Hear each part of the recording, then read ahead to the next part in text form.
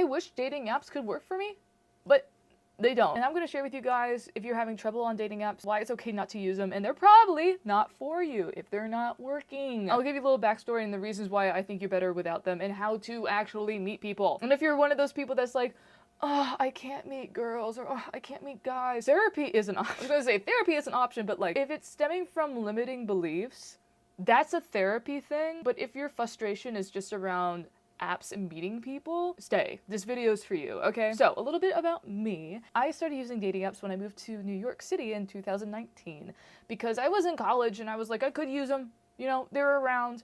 But the school was so small that I was like, if I reject somebody or if someone rejects me, I'm gonna have to see them in my ecosystem, so no thanks. So when I moved to a big city, cha-ching, in business. Honestly, pre-COVID was a fun time to be dating online. I met my ex who taught me a lot of lessons, and I met some really solid guys that turned into friends. Sometimes that happens. And also I had some dates that I turned into a podcast host, and there were people that ghosted me. So Wagon Wild Tuesday, the wheel goes around. It was whatever. After COVID, I moved back to my home state in Florida. Hey. But like mid-2021, I was like, that's it. Let's find a mate. Let's find a mate. Something's wrong with me. I'm single. And that's when all my time wasting began, as I like to call it. And I didn't really realize how much time I was wasting until like the beginning of 2023. And it would go off and on then, but after like the third in a row person, days to weeks talking, then getting ghosted or me losing interest, it goes both ways. I was like, what am I doing? What am I doing? I need to stop. So I was like, okay, we've been kind of off and on all 2023. Let's just make a New Year's resolution, 2024, cold turkey, no apps. That was one of the best decisions I've ever made. And listen, was it a perfect year? No, I relapsed once. I'm happy to report once. Because after like the third month, first you're like, yeah, I'm doing it, yeah. And then you kind of miss it. Then you're like, oh, let me just see what's out there. Let me see what I'm missing. I was missing nothing. I was missing the cheap dopamine hits. I was missing the cheap interactions. Sidebar, I'm only gonna say this once, but no hate if you found your partner on dating apps. That's amazing. That's why I downloaded them. That's why I got into them. Obviously, it was on the cards for me. It's just not meant to be. And that's all I'm gonna say.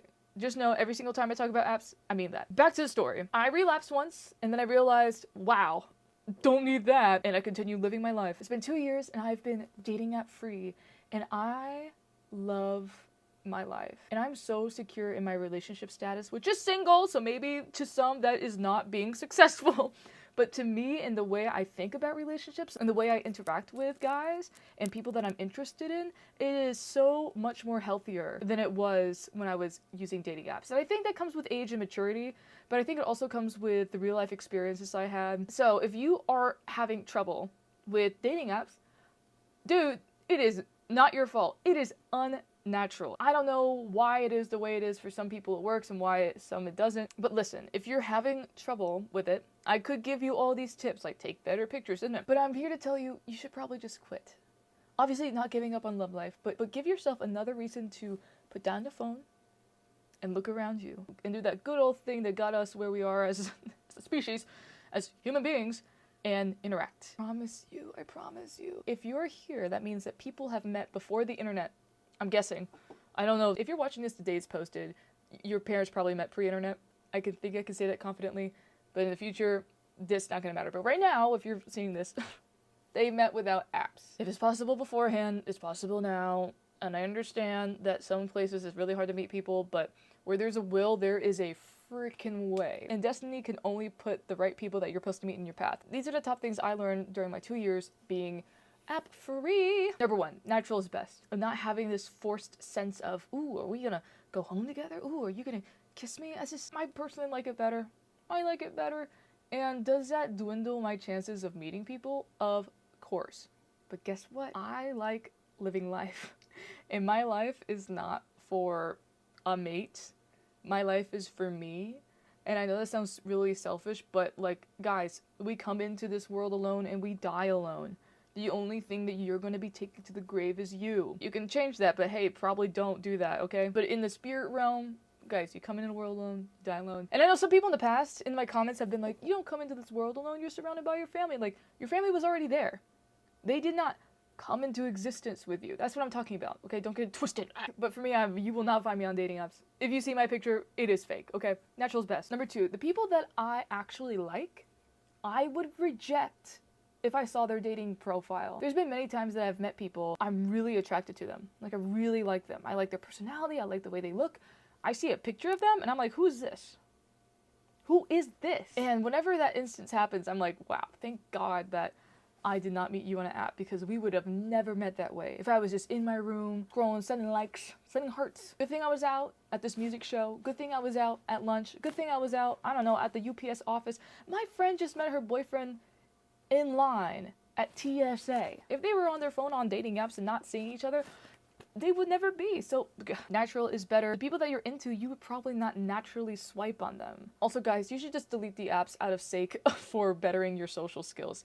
I would say if I had kids, until they're able to socialize with the people that they're interested in, you know, romantically, I would say, okay, now you can get dating apps, because it is almost like a lost art form to be able to go out in public, see someone you like, and then try to talk to them without it being creepy, without it coming off a certain way, and also like catching a vibe from the other person and them being into you too. Like, it's a whole game. And I understand like the stakes are super, super high nowadays, it seems like, because we're so able to live a comfortable life and, you know, we don't really have to face a lot of rejection. And then it is rejection, then we can do it on the very low end of the dating apps where it doesn't really affect you because they didn't really meet the...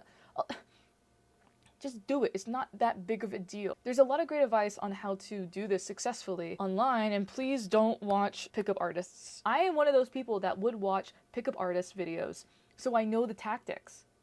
I am 3 steps ahead of you guys, okay? You can't get me. I will not be duped. It's either people like you or they don't. You cannot manipulate people into liking you. In that term of sense, I think we're all like, everyone's manipulating all the time. No, you can make that argument, but when it comes down to the wire, you need to have those public skills of talking to people, meeting people, even not romantically, like meeting people as a friend. Like, hey, I like your outfit, and talk to them. You could probably do that, but okay, take a next step and like go after someone. The other day I had a show because I'm a singer, and a crew member came up to me, brought the whole cast coffee, and he was helping with a setup and the strike. And he was like, hey, can I get your Instagram? Oh, by the way, do you have a boyfriend? I was like, no, and also I'm like not looking. He was like, great, and he was a great sport about it. It's just that simple. It was flattering. I was like, ooh, thanks. Like, it is not that big of a deal. Life will continue. I think everyone should work and be confident in their social skills in public before getting a dating app. Dating apps should be like supplementary to your social ability. Anyways, and I think the biggest thing is not forcing the timing of your life. At least for me, when I use dating apps, it was like, I need a boyfriend now. Everyone around me is partnered. I am running out of time. I'm X amount of age, and I'm gonna be seen as XYZ. If you're dating because of some made up timeline, you're probably gonna end up with the wrong person. You're probably not the right/ready version of you to be dating. And I had to learn that the long way. Like, I always said I wanted a relationship. I always said I wanted a boyfriend, but when I looked at myself, I'm like, I kind of want to do stuff on my own. I don't want to check in with someone and be attached to something right now. I just want to find out what I want to do with life. Really just be presently me. And then if I meet someone, I meet someone.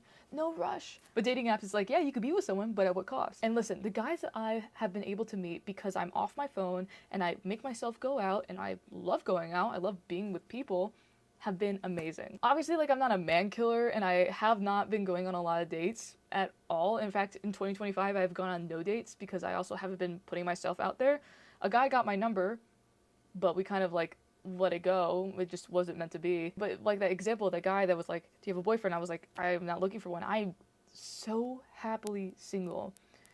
And I think if I had Tinder or Hinge downloaded and I'm in this mindset, I would probably fall back, because I'm susceptible, my brain's like this, probably fall back into the thinking that I need a relationship. So just not having that be an option on my phone really removes this thought of relationship. Listen, if I die alone, that's okay. You know what's not okay? Dying with someone that you hate or hates you or causes you XYZ. Like, it is not worth getting into a relationship if it's not making you better, if it's not your person. I'm so glad I realized this at my age. I don't know, I just don't even think about dating apps. Whenever I see it on the news or maybe like a TikTok or the algorithm, I'm like, oh yeah, that exists, and I carry on. Until some mythical creature comes up to me and goes, you have to be married by this date or else a great curse will come to your family. Only then will I download a dating app and be like, hey, where can we meet up? Hey, do me a solid, can you? Let's get married. I don't care. Let's go. Obviously, it doesn't work like that, but let this be your sign. You can live a full life without dating apps, and it's going to be better. you're going to be better for it, and you're going to fall into the right relationships. And obviously, if other people have success with dating apps, so can you. But if you feel like you hate it, that is all the sign you need to just delete it, and you'll be fine. And maybe you'll be like me and realize you are beyond fine alone. That might sound like coping, but like, if you were inside my brain, you would see a flowing river of peace. And I would love to experience that flowing river of peace with someone else. But until they come along, I am more than content here. Anyways, guys, I need to finish this collagen coffee. Peace.